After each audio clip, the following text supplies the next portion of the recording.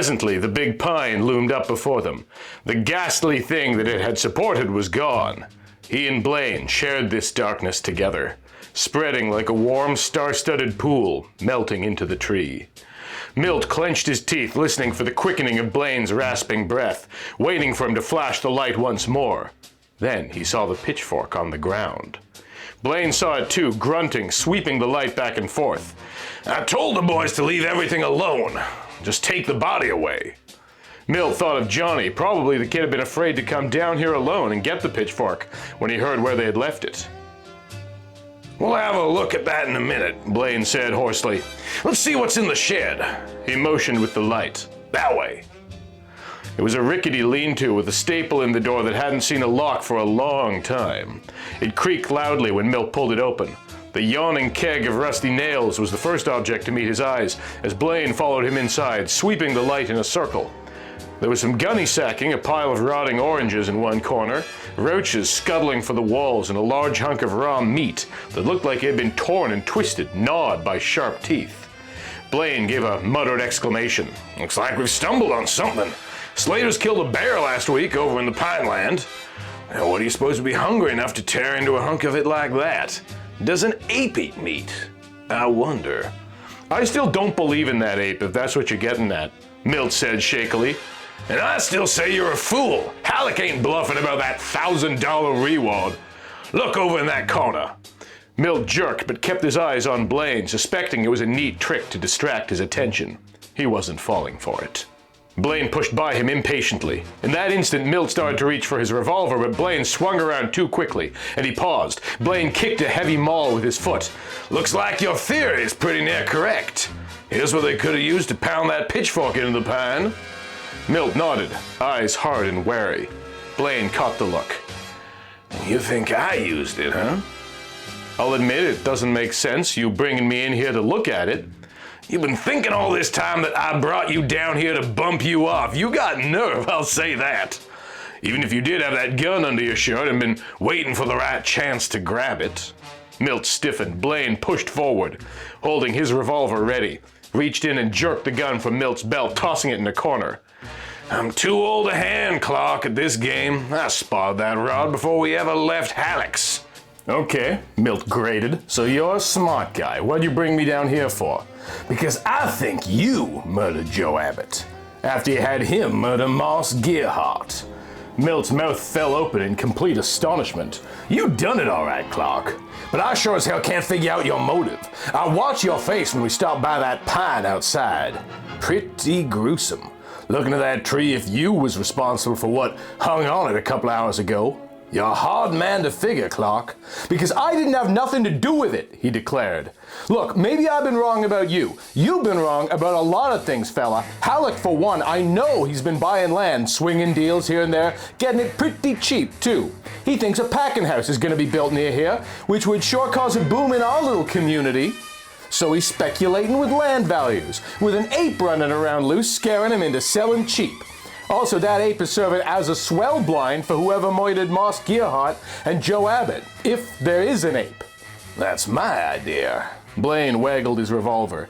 "Someone like you just taking advantage of circumstances. Maybe you put old Joe up to it, killing Gerhard. Then you killed Joe to keep him from talking. All I lack is a motive. Come on, Clark, what was behind it all?" "You're crazy." Blaine's face, partly shadowed in the spreading rays from the flashlight, grew hard, implacable. "You might fool your young friend Johnny Lee, but you're talking to me now." Milt's nails dug into his palms. "You're wasting time." Then a thought occurred to him, a way to identify the murderer. The idea had lain buried deep in his subconscious all along, concealed by the swiftness of events. He drew in his breath sharply, feeling an inner surge of exhilaration. "Blaine, we've both been going at this thing all wrong." "Shut up!" the sheriff roared. "I'm sick of you playing detective. I'm running this show." A twig snapped outside. The man's expression changed, a funny, startled look sweeping over his heavy features. He whirled just in time to meet the furious onslaught of a dark, furry shape hurtling from the darkness. A growling, bestial thing that carried him back into Milt, all three of them sprawling in a tangled heap. The sheriff's gun remained silent, either knocked from his hand or cramped under that heavy, writhing form. but miraculously the flashlight stayed lit, rolling across the dirt floor. Milt pushed free and dove for it, flashed it desperately into the far corner where Blaine had tossed his revolver when he jerked it from his belt. He raced for it, sensing that the thing on top of Blaine was aware of his stumbling movements, was lunging. He scooped up the gun and whirled, firing point blank. The gorilla's long, shaggy-browed face contorted as it staggered back, rearing upright, almost as tall as Milt in the glow of the flashlight. He fired again. Blood ran from the open mouth, and it shrieked, fell on its side, shivered, and grew motionless. Blaine was staggering to his feet, wiping a gashed cheek on his sleeve. "You satisfied now?" he wheezed grimly. "I thought I was done for." He kicked the massive hulk sprawled on the floor. "Take that blame light out of my eyes. I want a better look at it." "You can see it from there. Don't get any closer." "It's dead, all right. Now shooting. You gonna hand that gun over?" Milt smiled grimly. "What do you think?" Blaine's big form tensed, his breath whistling through his teeth. Milt said sharply, "I'm taking you to the church and I don't want any tricks. Halleck will be there."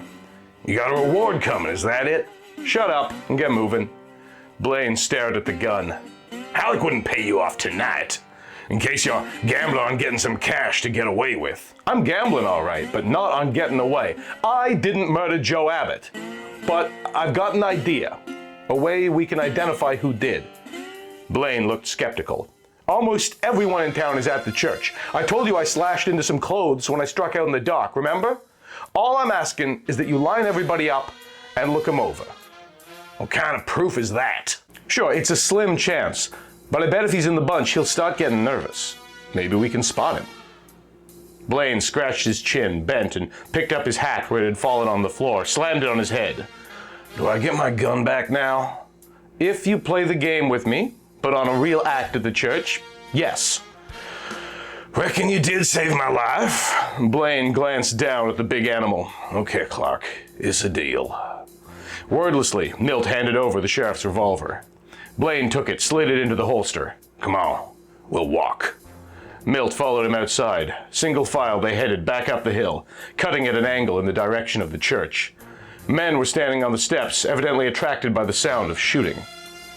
"I don't know how you think we're going to trip anybody up," Blaine said over his shoulder. "There's been plenty of time for a person to patch up a rip, even change clothes, for that matter." "We gotta try," Milt insisted stubbornly. "What other chance have I got with you trying to pin it on me?" As they mounted the steps, men drew aside to let them through. "It's Blaine," someone said. "What happened to your face, Sheriff?" "Clark here got the ape when it jumped me," Blaine answered curtly. The word spread swiftly as they pushed on through the crowd, entering the wide doors. Those on the porch followed, asking for details. "Shut these doors," Blaine ordered, "and a couple of you men stand guard. I don't want anybody leaving." They looked at him curiously, sensing trouble. "And you," Blaine said to Milt, "stick close, where I can keep an eye on you." They pushed their way down an aisle toward the pulpit, women drawing back with a shudder when they saw the sheriff's gashed cheek. Milt spotted Halleck, still in the tan suit, lounging against a pillar. He looked at him coldly, moving forward. "Are you the Clark who killed Mo?" Blaine stopped. "That's him. You owe the guy $1,000, Mr. Halleck. Good thing I didn't run him in." "Yet?" Halleck shrugged. "I'll write him a check first thing in the morning." Milt swallowed. He was looking that suit over. In vain. There were no rips or gashes that he could see. He grew aware of Johnny Lee, pressing close against his side. "You all right, Milt?" "Sure," he said. "Brace up, kid. Don't look so worried." But inside he was far from calm. Blaine raised his voice above the babble of voices, holding up his arms to gain attention. "Listen, you people.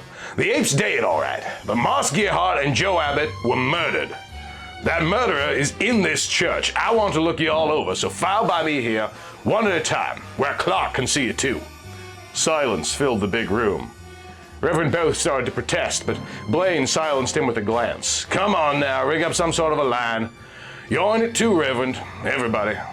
Milt stared intently as a line began forming. "What we're looking for," he shouted, "is torn clothes. If any of you see anyone trying to patch themselves up, it would save time if you haul it out." He was perspiring, beginning to think how utterly hopeless it was. And Blaine was more than fair, examining each one closely, muttering each time, "Okay, you're in the clear. Get over by the wall."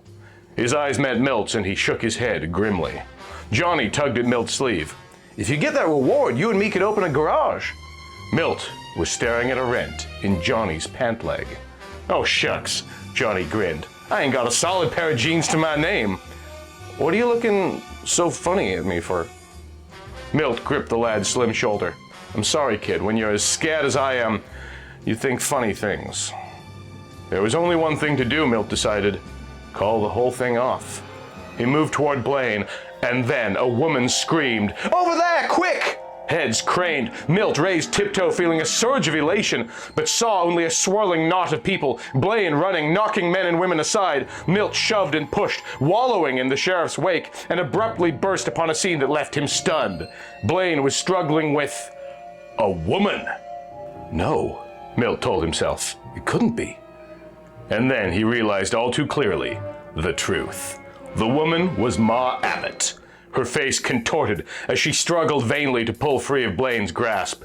As she swung around, Milt saw a slitted gash in the back of her skirt. She was the one who had blotted out his view through the window in the dark kitchen, but had lied to him. The rest came next day. Milt, hugging a $1,000 check from Halleck, walked into Blaine's office. "Sit down," the sheriff drawled. He propped booted feet on the desk. "It was a crime of passion, you might say." Milt sank onto a chair. "She confessed?" "Sure, complete. She hated Moss because he kept getting Joe drunk all the time, burning up her hard-earned cash. She and Joe were coming back from fishing, Joe carrying a pitchfork they had used to get worms, and a knife, I guess the same one you found in a kitchen drawer. Down in the woods back of Slater's, Moss Gerhard stopped them. He had a bottle and was looking for Joe. Joe liked that fine, Ma didn't. There were hot words, and she grabbed the pitchfork, run Moss through before he could dodge. Then she made Joe help her get him to the pine, pounded the end of the fork with that maul, like you suspected, and wheedled the end." "I get it, but why did she kill Joe?" "He threatened to talk, got panicky. She loaded him down with booze while she tried to think of a way out. You came in. The light going off was a break, and she acted fast. She tried to knock you out with a skillet, but when she crashed into you, your head hit the wall, and you quit moving. In the confusion, she didn't know you'd gashed a skirt." Milt rose slowly, a picture of Ma in his mind coming at him through that black kitchen with an upraised skillet gripped in one hand. Someone he had liked, trusted. It felt like ice cubes forming in his stomach. He drew a deep breath, staring down at Blaine. "I had you and Halleck figured all wrong, Blaine. I better stick to garage work."